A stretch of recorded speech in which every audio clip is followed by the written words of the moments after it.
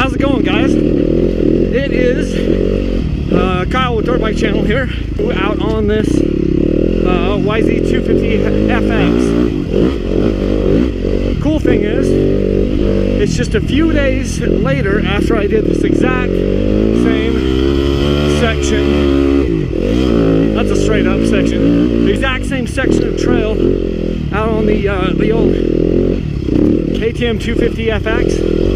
And I'm coming back here on the Yamaha now to do the same section. Come on, baby.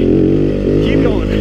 The same section of stuff. Do a big loop on, you know, this other bike. The blue bike versus the orange bike. In an effort for me to kind of get acquainted and get to know both bikes. So, although that wasn't a back-to-back, or this won't be a back-to-back session, it's the best I can do this week. So, should be fun. So now, we'll go up this. And this is technical. So we'll stay in second gear and see how it does. Oops, had to stab a foot there. Got my front wheel in the wrong spot. But didn't have to shift, just rode the clutch and the bike had enough power to get me out of it.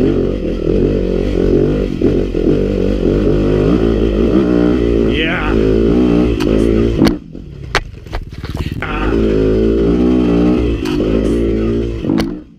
So after watching this replay a number of times, I finally figured out what happened. I actually was coming around that corner and was really into the gas and lofted the front wheel. And then as soon as the front wheel came down, I set the front wheel over on the other side of the single track trail and I set it in the loose stuff.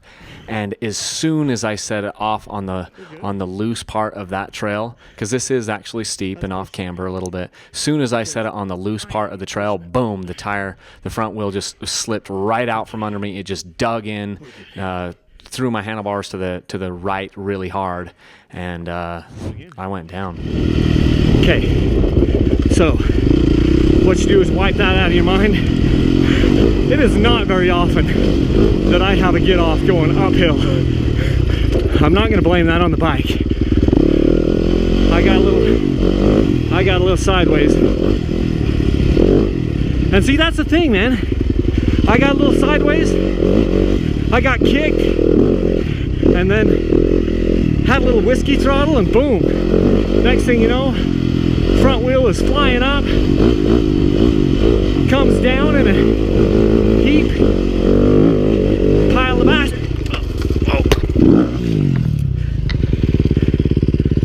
Okay, now I have to wonder what I'm doing.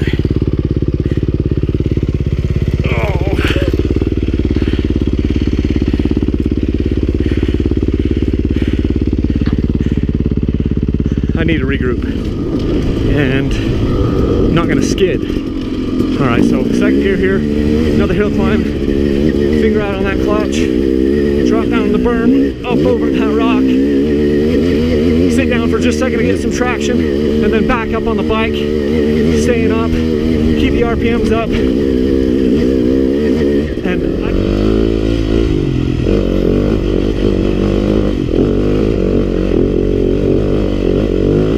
make sure to get that front tire around some of these stinking little obstacles.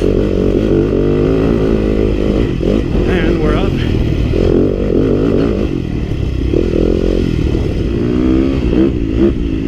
You know, a bunch of people are all worried ever since I started doing these 254 stroke videos. A bunch of people were all worried that I sold my KTM 300 two-stroke, and all I can say is, oh ye of little faith.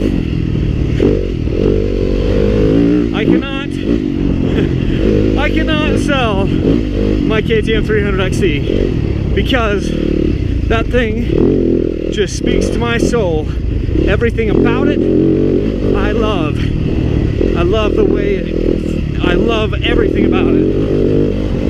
And it is my bike. These other bikes are for fun, for playing around with. But when I'm serious and I want a serious ride, I'm after the 300. It is just, in my opinion, the ultimate bike. Now, that isn't to say that these things are not phenomenal. That isn't to say a 4-stroke isn't phenomenal, isn't good, because man, they can be. You know, and to each his own. Like, different strokes for different folks. Literally, strokes, 4 strokes, 2 strokes, you get it? Anyway. So yeah, still have the old 300. Haven't lost my 2-stroke testimony. When I started this whole thing, I started on the 4 strokes, converted to a 2-stroke. I'm a 2-stroke convert after having ridden it. But that isn't to say that these old 4-bangers, thumpers, don't have their virtues, because they do. You know, I cannot stress clutch control enough. I know I've been harping on this a lot. It's been something that I've been getting better at over the years. I don't have great clutch control. Obviously, I stall here and there, kind of depending on the situation. But there was a situation just back there. Well, I had the camera off. Well, I got into a pretty tricky situation. And the only reason that I kept this bike running was because I had one finger, see that? One finger stretched forth on the clutch at the ready to make a minor adjustment and just, you know, give myself a little bit, stab a clutch, take some of the pressure off that motor so it didn't, you know, so it could slip just a little bit, you know, and sometimes that can make all the difference. Another thing I did, I stopped back there for just a second. Well, this is probably the trickiest part. Oh boy. And I got my front wheel into that rock. Dang it. Okay. Pivot turn up. And I lost traction because we're too loose. Anyway, got caught kind of sleeping there and let my front end come around and hit that rock. But what I was going to say is that I was kind of feeling like the bike, I was not getting the, see there again, one finger on that clutch. I sped up my rebound on the front fork just a little bit to see if I could get a little better traction and keep that front wheel in contact with the trail a little bit better. So I sped up the compression, the rebound a touch. See if I can make an improvement there.